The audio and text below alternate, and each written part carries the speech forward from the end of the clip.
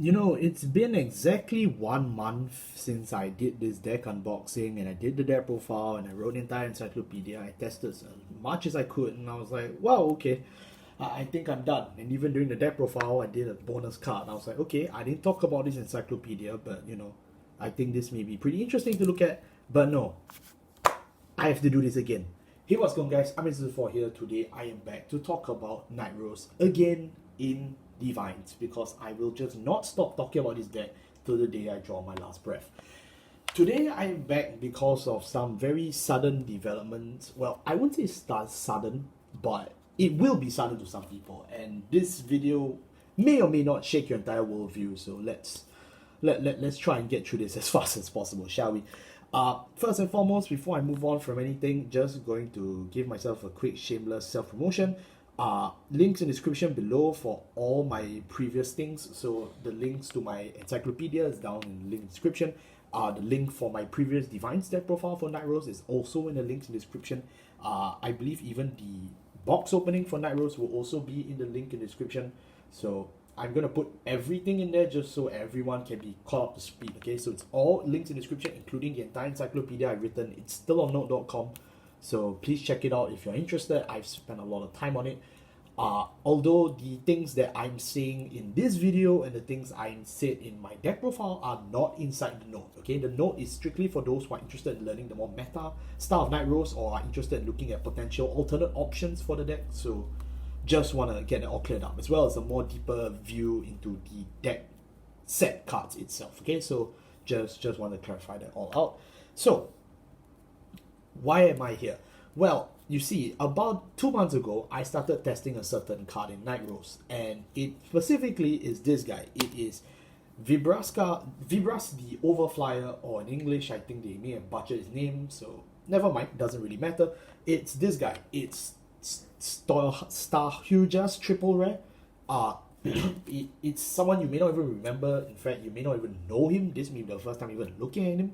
This is Vibhatska the Overflier. That's the English name I'm reading from the wiki. I hope I got it right. My English is not very good. So, why am I talking about this card now in Nightrose? First of all, this is a Stoicheia card, right? So, in the first place, why am I even spending a whole video on him? I've been testing this guy for about 2 months now in my own personal testings, but I viewed this guy as way too jank. I really thought that this guy was extreme cope. I really thought people were not going to actually do this. I really personally thought that this was just way too far-fetched. Okay, so I really thought that this card was not going to see play until, okay, this is until a certain development hit, and that was WGP Nagoya, and the second place of Block B, would you know it, actually has it. So this is his deck profile. Yeah, you can see I loaded the entire deck log here. It's on my mobile device. Okay, so this is his list. So credits to the guy, by the way. Okay, and would you know it, it's at a 4th. He plays it at 4, right? And that's when I knew, okay, you know, I think the cat's out of the bag. I think clearly it must work if it's winning a WGP, right? So that means I was onto something the whole time, and that means I now have to make the video, because if I don't make the video in time, then someone else will say I'm stealing ideas, which, you know, I'm not. Okay, so today I just wanted to share it with you because I think I finally have enough results to say that this card's actually pretty good for the deck. I'm first of all going to read to you the whole skill just so that we know what it does. So first and foremost, as you probably guessed, as I mentioned, this is a Stoicheia card, right? So in the first place, what does this even have to do with Nightrose? Is this even a generic? What the hell is this even for? Well, its second skill states that for every time that you cast a Codex order or a Scripture order, it gains 5,000 power. Now, Stoicheia is a deck that's kind of like Zorga, but a bit more gay, where, you know, they kind of stack their little Buddha orders, and then he gains like 10k and a crit or something, and then he stands the board, he stuns the board, and it's kind of weird. But that skill completely irrelevant to us. The first skill though, the first skill is what you're here for. The first skill states that when placed on a rearguard circle, counterblast 1, look at the top 7 cards of your deck, choose up to 1 of the Scripture orders from among them, add them to your hand, and if you don't, shuffle the deck and draw a card. What this basically means is that if you don't find the Scripture card, as much as my hero W/er says, you do as much of the skill as possible, you can just CB1 draw one. This guy is literally on play CB1 draw 1. And that's it. When I first read this card, when I was doing my Nightrose encyclopedia, when I was working on all the testing, I told myself, this seems very far-fetched. There is no way we are actually going to use this, right? Like, it's so weird. Like, this seems like an unintended interaction. This just does not seem like the way it wants to go. But, in fact, it's actually one of the most devastating draw engines you can actually put in Nightrose, because Nightrose actually doesn't really have a large hand. And I know what you're gonna say. That's bloody retarded. We know Nightrose has a big hand.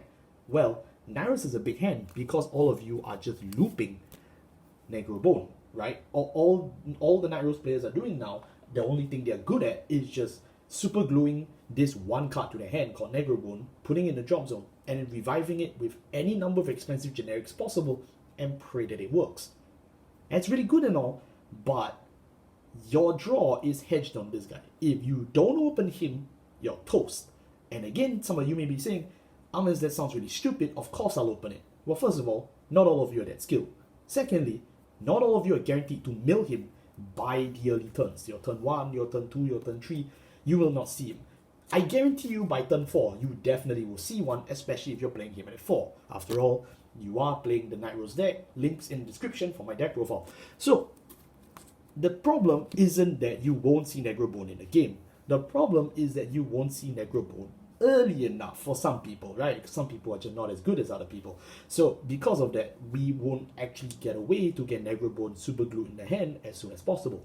Vibhatska, on the other hand, is a draw engine that completely does not rely on anything. It's very self-isolated in the sense that all he does is when placed CB1, draw 1. That's it.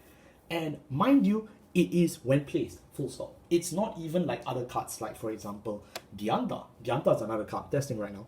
Dianta specifically states it needs to be placed from the hand, right? Then you can super call 1, and then what do you know? Surprise, yay! But the thing is that for Vibhatska, he can be called from anywhere. And what that also means is that you can also loop this card with Nightrose's Generation Break 2. Because, if Vibhatska is on your board, and he's retired by, say, Vanguard Regress, you can just use Nightrose's skill, call him back, and draw during your opponent's turn.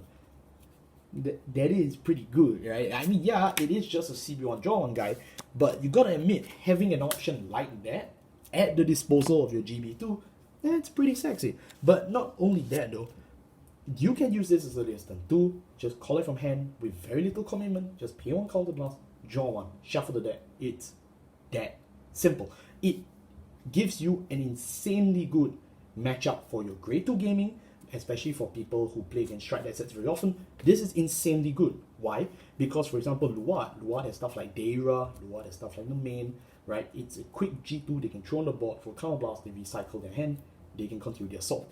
Nightrose has never really had that unless you had Elvina, but Elvina costs energy and needs to be played from hand. Vibhatska does not have that issue. You just place him, CB1, draw 1. You don't even need to have been praying to have Negro Bone somewhere down the line. It's a lot easier to find 1 card than to find 2 specific cards. Which is why it's very easy to just slot him in the deck at 4th, right? Yes, the thing about Vibhatska is that because he's so self-contained and in the later stages of the game, he doesn't do very much. He's just a 10k vanilla as compared to someone like, say, Mr. Marauding Shade, right? There's no way you're going to actually be able to justify carrying Vibhatska into your later game boards when you multi-attack, especially when you play stuff like, Miss Phantasm Pirate King. It does not make sense to loop Vibhatska as part of the end board, right? Even if you're still on your Bardia turn, yeah, I guess you could just loop Vibhatska and call it back and CB on draw 1. It is effective enough, but realistically speaking, Vibhatska will serve all his usefulness until you start going to Miss Phantasm. Once you go to Miss Phantasm, that is it for Vibhatska, right? You will never actually put him as part of the boards because he's just a 10k vanilla. He's not going to help you much. But the idea is that for a good 3 to 4 turns, you would be able to benefit of this guy, of just strictly using him as a quick on place 1, CB1, draw 1, and it really does help a lot, especially in my own testing and from my own locals that I've been winning. It definitely helps. It also ensures that you're not hard bent on Negro Lazy. Negro Lazy is not only one of the cheapest in terms of financial costs option for Nightrose, but it's also one of the main cards that eats a lot of counterblast. The problem with Negro Lazy is that it needs you to ride up into Nightrose because it requires a grade 3 Vanguard. If you don't know what I'm saying, just check the encyclopedia. But for Vibhatska, he doesn't require that. If you spend your whole game on column Bard fighting against, I don't know, Messiah, Transel's Messiah, Chronos Command, yeah, just use this guy. Really easy. You can just grade 2 game in for as long as possible. One copy, draw one. If you find out a copy, draw again. Find out a copy, draw again. Even if you don't, that is still a 10k body that can camp on the board.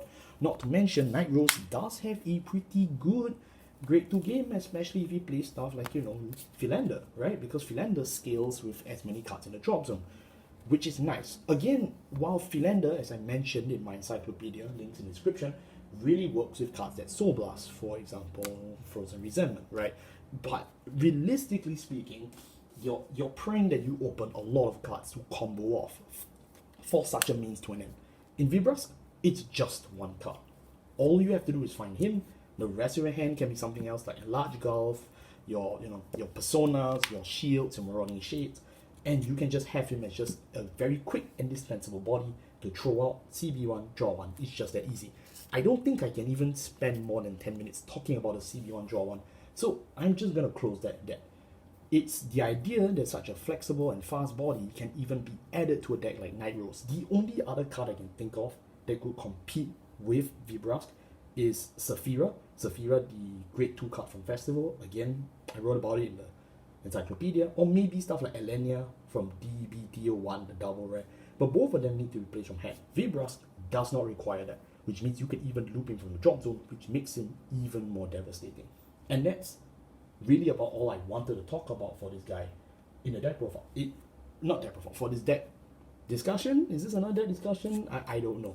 But I just felt really excited and I just had to talk about it because when I saw the tops, I was like, holy crap, I'm right. So I just really wanted to share this with someone, especially because Vibhatska is quite a cheap card, I think. I don't think he's very expensive.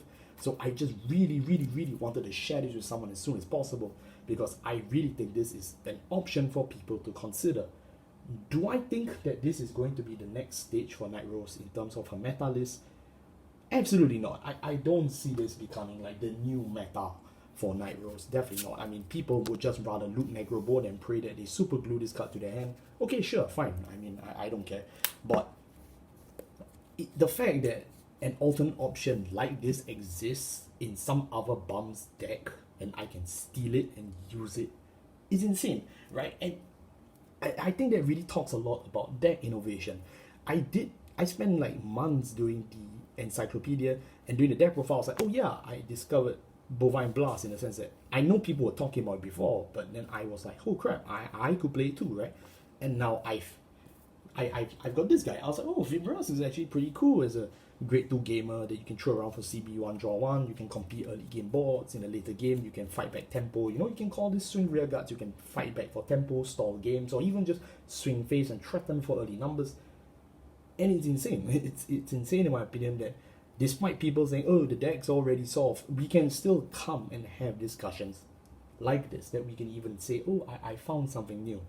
Or I found something that I think you guys would like to try or at least consider, right? Because no matter how much you really say you've solved the deck, in my opinion, as long as there's still cards you haven't tested or, stuff in the future, I would not really say a deck is 100% solved. And if anything, from my own testing and the WGP Nagoya winner, congrats to him again, yeah, I'm really impressed that we could even think of something like this, right? Like, I'm really happy that I can share about this guy because for a really long time, I was asking my own personal friends, hey, what do you think about me playing this card Nightrose? And they were like, oh, you're fucking stupid. But what do you know? It's logical enough now that you could play this. Again, as just a quick grade 2 10k they can just throw on the board and just draw back so that you can fight off an early game tempo when a lot of the times you can't do that because even Elvina costs energy, right? Which means you need to open herself and Negro board. Like, you have to open both. But for Vibhatska, it's just one guy. He's very low commitment. He's very easy to use. And he looks like a Kamen Rider. So, bonus points to him. So yeah, that's really all I have to say about that. Thank you all so much for watching this very quick video. I'm really sorry that I'm really delaying some of the deck profiles just for this. But I was just too excited. I really just had to talk about it. I'm going to publish 1 to 2 more deck profiles after this. I'm probably not going to do these kind of deck discussions or explanatory videos for a while now, because I don't really have anything else I kind of want to say. I did my piece on Caterpillar. I hope you guys liked it. And then after that, I just had to do this because this one was like, oh my goodness, I'm so excited to share with people that, you know, this may be a thing. But other than that though, I am definitely going back to deck profiles, because this, by the time this video comes out, I believe DZBT05 is out, which means I'll be queuing up to buy my Eugene support outside card level again. So yeah, we will see about that. So thank you all so much for watching. I'll see you next time. Take care.